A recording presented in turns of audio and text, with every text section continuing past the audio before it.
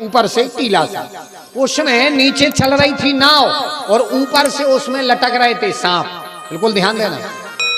पत्नी ने अपने पति से पूछा, पत्नी कहने लगी काय पति देव, अपन नाव में बैठे हैं, ये सांप तो गिरते होंगे टूट कर। पति कहने लगा हमें नहीं पता।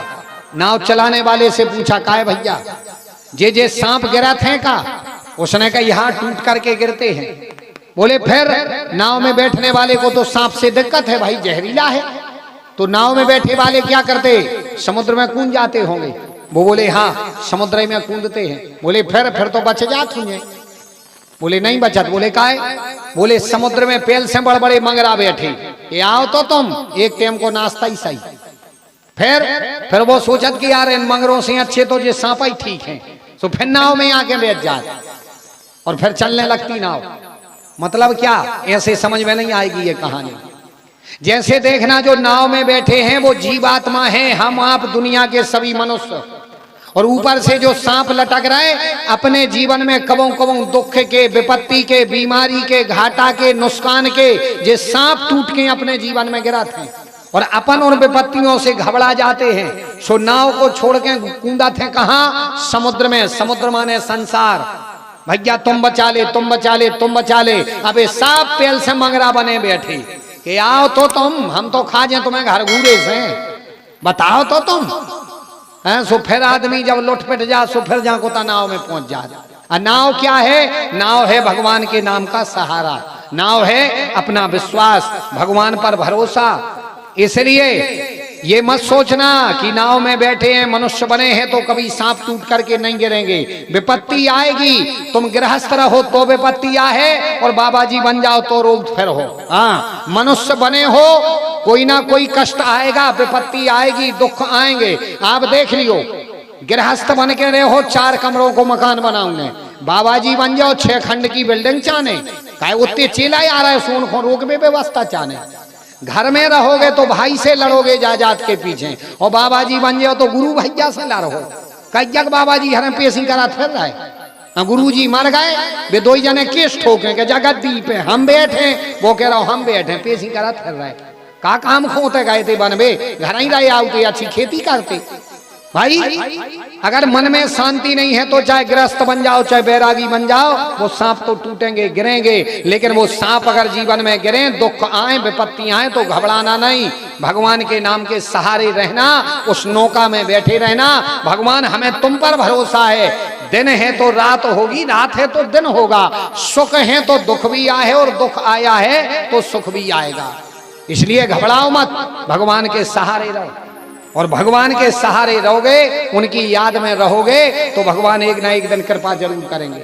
सुशीला ने वही किया, आस पड़ोस में नहीं गई सुनाने, भगवान से रो करके निवेदन किया, भगवान तुम इनकी बुद्धि घुमाओ। सुदामा जी लौट करके आए और सुदामा जी कहने लगे कि अयम ही परमो लाभ उत्तम श्लोकात दर्शनम।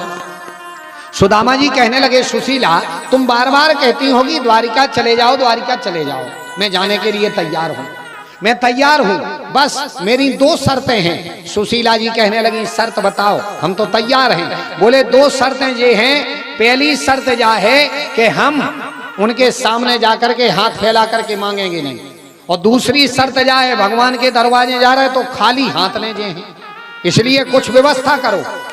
सुशीला कहने लगी सरकार 2 ही शर्तें मंजूर हैं, हमें विश्वास है तुम एक बार चले भर तो चले भर तो जाओ, फिर तुम्हारे लिए जो है केवल चले जाओ, तुम्हारे लिए सब मिल जाएगा, सब मिलेगा।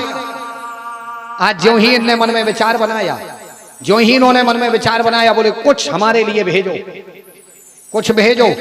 ये कहने लगे ठीक है, क्या दें? तो सुशीला ने 4 घर से चावल मांगे, और 4 घर से चावल मांगे, कहीं से उधड़ा चावल, कहीं से टूटा चावल, कहीं से धान का चावल, 4 प्रकार के चावल मांगे। अच्छा देखना, सुशीला जी चाहती सुशीला तो एक ही घर से का किलो 2 किलो चावल मिल जाते, लेकिन सुशीला ने क्या किया, 4 घर से चावल मांगे, क्योंकि सुदामा जी वहां जाकर के मांगेंगे नहीं, और इनने नहीं मांगा तो कन्हैया नहीं मालूम समझेगी नहीं।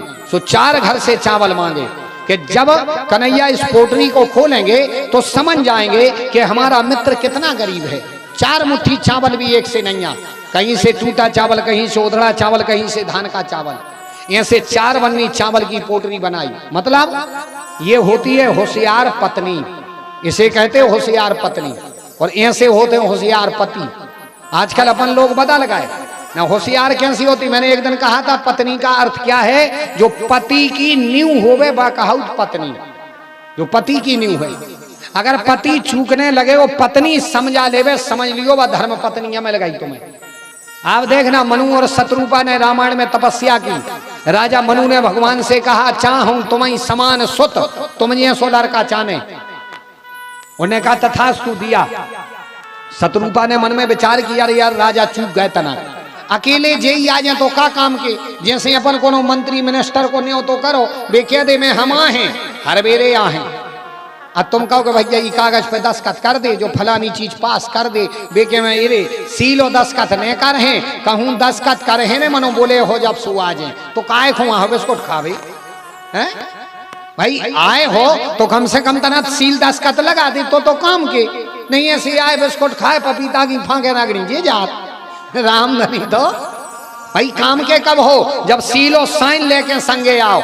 वे कहने लगे भगवान अकेले तुम का काम के, संगे सब लेके आइयो सील दस्तखत, अनशन सहित अंशों के संगे आइयो।